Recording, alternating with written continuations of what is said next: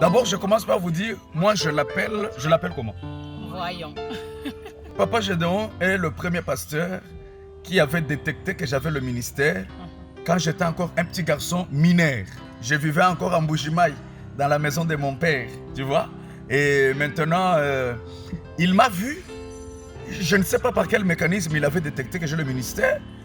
Une fois, je lui ai posé la question. Je lui ai dit, mais papa, vous avez su que j'ai le ministère? J'étais un petit garçon, un mineur. Je n'avais pas prié dans ta présence, je n'avais pas exhorté. Mais comment vous aviez su que j'avais le ministère à cette époque-là? Vous voulez savoir la réponse? Que je le dise? Ouais, il faut le dire. Alors, papa me dit, mon fils, le ministère, c'est pas à la chair, mais le ministère, c'est toute une vie. Toute une vie. Tu vois. Alors, depuis cette époque-là, lui avait déjà détecté que Grace Mutombo a le ministère.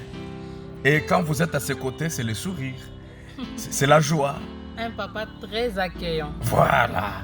C'est la première des choses que ma femme avait détecté chez lui. Il me dit, oh chérie, ce papa est trop accueillant comme ça. Ouais. Et puis, il m'avait dit une chose que je ne peux jamais oublier. Il m'avait dit, Grace, nous te faisons confiance. Exact. Quand nous les anciens, nous t'avons pris et nous t'avons placé au milieu de nous les anciens. Ça, ce sont ses paroles. Nous t'avons placé au milieu des anciens. Si tu remarques, nous tous, nous les anciens, nous t'aimons, nous t'invitons. Tu es pour nous un enfant chéri. Ne vis pas comme un jeune.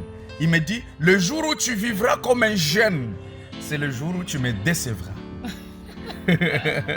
Alors, c'est tout lui. Papa, moi ta fille, je t'aime beaucoup. Oui. Tu m'as prouvé qu'il y a des gens qui peuvent m'aimer sans me connaître. Voilà. En tout cas, mon papa, tu comptes beaucoup pour moi. Voilà. Ma prière est que Dieu puisse toujours te garder en vie et en bonne santé. Yes. Je t'aime, papa. Voilà. Il l'appelle toujours ma fille chérie. C'est comme ça qu'il l'appelle ma femme. Et ma moi, fille c'est chérie. mon papa chéri. Et le jour qu'il avait appris que j'étais empoisonné, il n'était pas au pays. Il était... Côte d'Ivoire. Côte d'Ivoire, exact. Alors, il m'a parlé au téléphone, il m'a dit, grâce mon fils, c'est lui qui a voulu te tuer là. Il voulait prendre Sublime, ou il voulait prendre ma fille chérie Gracielle, ou il voulait me prendre moi-même ton père. Voilà, nous sommes fiers de lui et que Dieu soit loué, que le Seigneur le garde pour nous. Shalom. Shalom.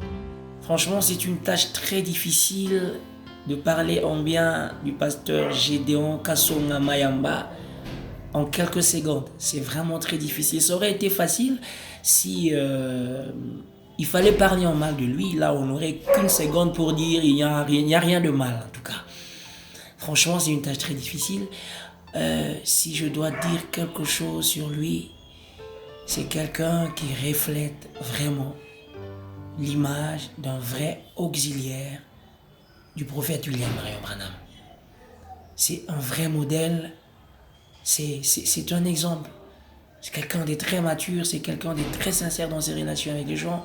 C'est quelqu'un qui n'est jamais satisfait de ce qu'il devient, de ce que Dieu fait de lui, de ce que son ministère est, de la grandeur de son ministère. Il n'est jamais satisfait de ça, il n'en parle pas. C'est quelqu'un qui a encore et encore soif de Dieu, de plus de Dieu. C'est quelqu'un qui a trop marqué ma vie et qui est un vrai modèle pour moi. Que Dieu le bénisse davantage là où il est. Je n'ai même pas encore commencé à parler, je dois arrêter parce que je ne peux pas aller au-delà de ça. Lorsque on me parle de pasteur Gédéon Kasonga Mayamba, la première chose qui me vient à l'esprit, c'est les âmes d'abord. Encore les âmes et les âmes toujours. Un homme qui a une passion. Un homme qui a dépassé les limites des querelles doctrinales. Quand j'entends parler de ces grands hommes de Dieu, j'ai encore, donc je sens en moi la soif de me consacrer, de prier et d'aller gagner une âme pour le Seigneur. Il y a quelque chose que je ne saurais pas oublier.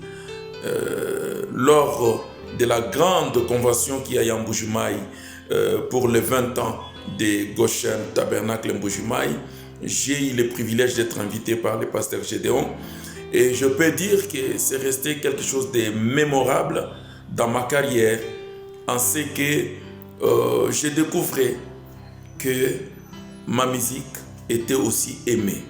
j'avais produit un album, l'album Je sais, mon Rédempteur est vivant. Je ne savais pas que cela avait de l'impact et qu'il y avait un grand peuple dans le monde du message qui suivait cela. C'est à l'occasion de cette invitation-là que j'ai eu le privilège donc de découvrir ça, et ça m'a donné un nouveau courage dans ma carrière musicale. C'est un ancien qui est ouvert, il est dispo, il s'approche des jeunes, il aime encourager les jeunes, que ce soit dans les ministères ou dans le ministère des chants. C'est vraiment un bon coach.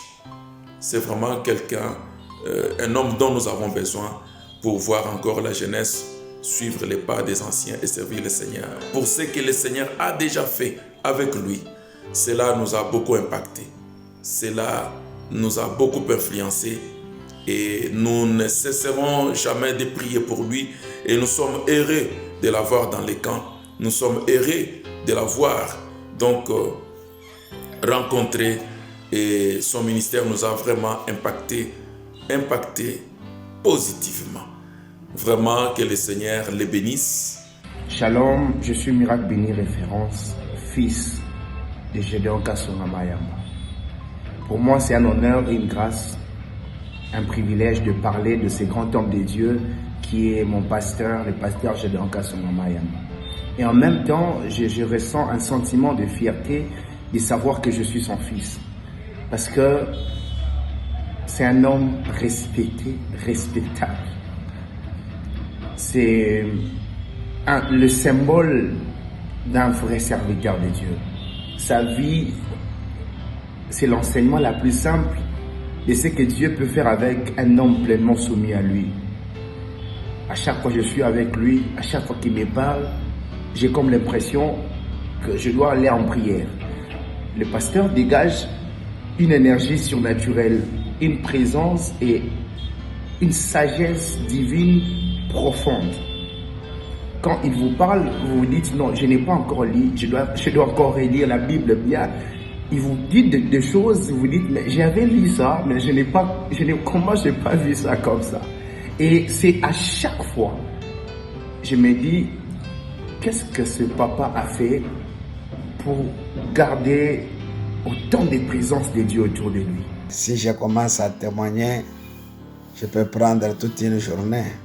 Je suis venu au message à l'âge de 14 ans, un épileptique. Personne ne pouvait m'approcher. Gédéon Kassonga Mayamba m'a adopté dans mon état là. Il m'a aimé. Les anciens savent qu'on m'appelait souvent Mukadiwa Kassonga. Pour eux, je suis un fils que Gédéon a engendré quand il était encore étudiant. Et j'ai évolué, j'ai appris à être chrétien. À ce côté, sa vie m'a beaucoup influencé dans beaucoup de choses, surtout sa foi.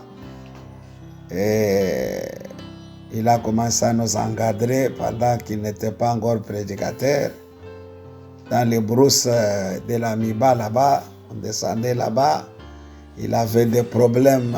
Comment il peut faire ça? Qui est-il? Donc, l'amour, l'humilité de Gédéon Kassonga Mayamba, à ce temps-là, on l'appelait Saint-Faux. Je ne peux pas parler de mon salut sans parler de Gédéon Kassonga Mayamba.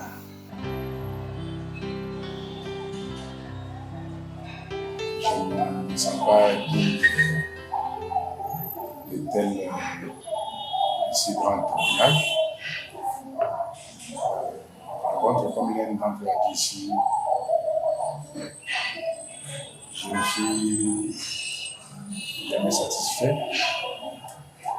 Je suis toujours insatisfait. Je pense que je suis dans un Dieu illimité, un Dieu infini, qui peut faire plus que ce qui est déjà fait. Quand j'entends le témoignage, ça me renvoie seulement à genoux.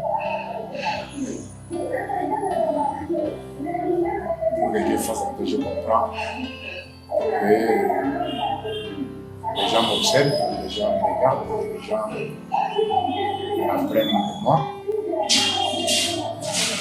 Pour moi, ce n'est pas un privilège, c'est plus de responsabilité.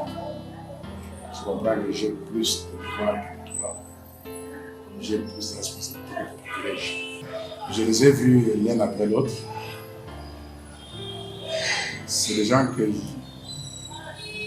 j'aime beaucoup personnellement, qui se sont frayés très vite une grande constante du cœur. Je peux dire que ce n'est pas que j'ai été un meilleur enseignant, mais que c'est qu'eux ont été de meilleurs étudiants. On peut être un bon enseignant, mais si l'élève ne s'applique pas, ça ne donnera aucun résultat. Donc je pense que je n'ai pas été trop bon enseignant. C'est eux qui ont été chacun des meilleurs étudiants. J'ai pris pour eux, je les encourage, comme moi, qu'ils ne soient pas satisfaits de ce qu'ils sont, qu'ils travaillent pour mieux que ce qu'ils sont, comme je ne cesse de le faire moi-même aussi.